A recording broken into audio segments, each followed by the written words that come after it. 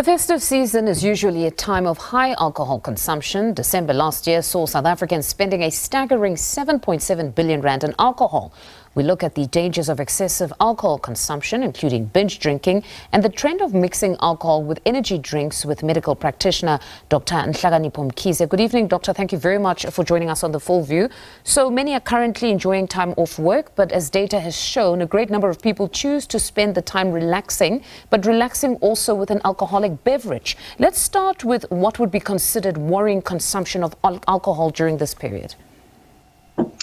Well, in terms of alcohol, your body will tell you exactly how much you need to consume.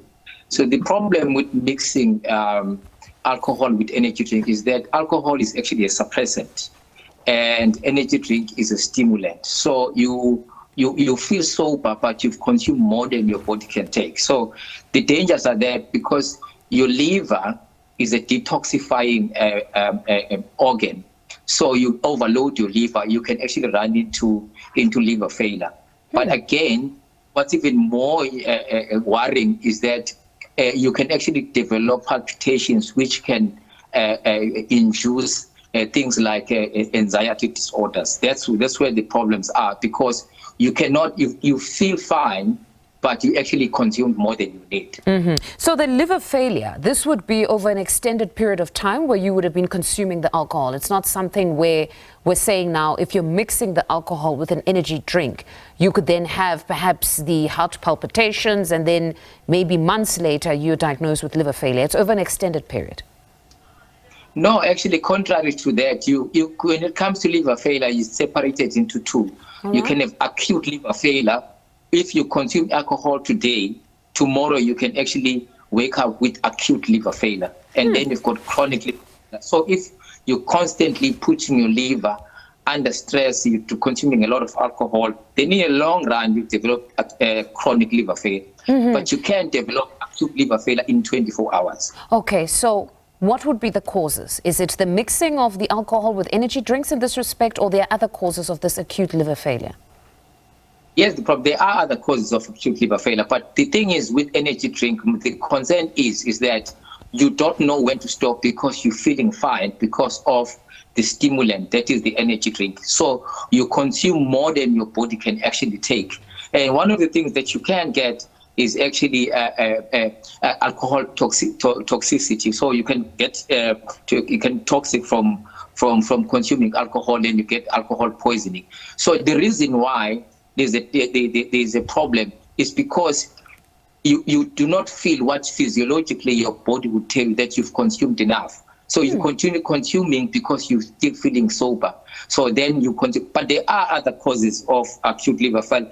Most of them are actually toxins. So if you taking a medication or overdosing on certain medication or any type of toxin, it can actually affect your liver. But in this particular case, it's because now you are actually dosing down the normal way your body will tell you that you have consumed enough. So you continue consuming, then you go into liver failure. Now that you've touched on medication and alcohol, just talk to us about the dangers there for somebody perhaps on the 31st of December that would take maybe certain medication, even if they're down with the flu, and then take their flu medication and just hoping that they'll feel a bit better, and then on the 31st they can be part of the festivities and drink. What are the dangers there if you're taking medication, and specifically when your immune system is somewhat compromised and then you still go on to drink in the evening?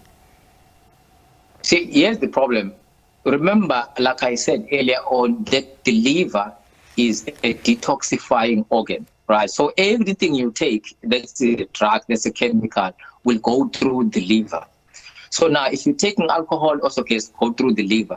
So now a combination, especially over-the-counter medication, there is a headache medication, I'm not going to mention the brands, that people take the following day, because when you wake up the following day, you've got a hangover, you've got a headache, and you take these painkillers, and all these painkillers go through the liver. And now the problem with over-the-counter medication is that you actually go to just your nearest garage, your nearest shop, and you get the medication because you've got a headache, and you take it. You can actually overload your liver because now already your liver is under stress from alcohol. So the combination of the two will actually fasten the dangers on the liver, and then you develop acute liver failure.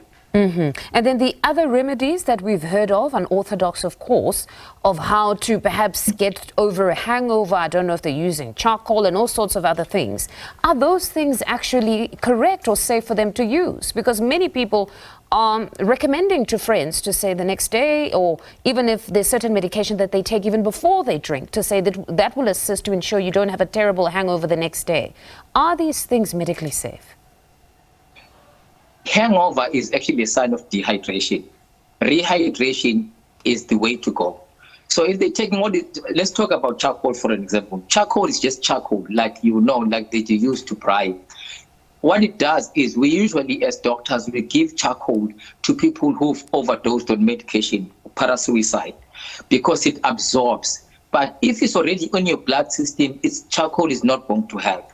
What needs to help is that what's going to happen is that you need to rehydrate. Rehydrate before, particularly before. Because alcohol is a diuretic, which means it makes you go and pee a lot. That is why you get dehydration. And your urine leaves with certain nutrients that you need for your body to function. So now, the main thing is just to rehydrate. Drink a lot of water.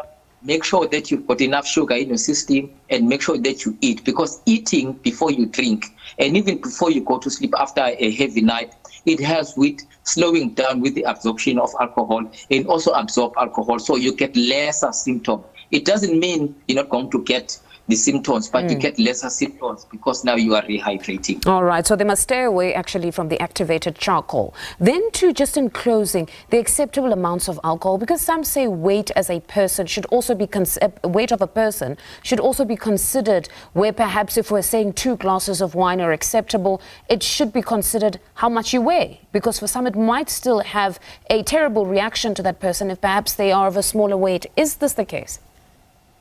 Yes. You remember, you've got a body surface area. For an example, I'm a very thin person.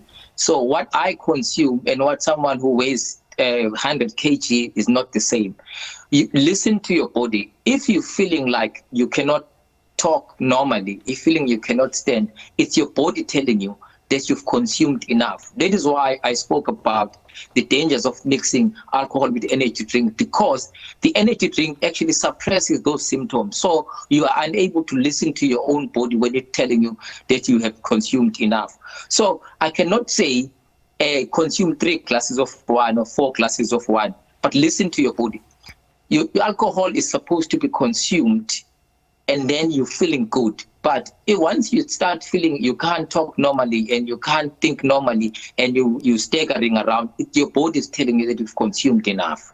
All right. Doctor, thank you very much for your insights this evening. That is Dr. Nhlakanipho Mkize speaking to us there.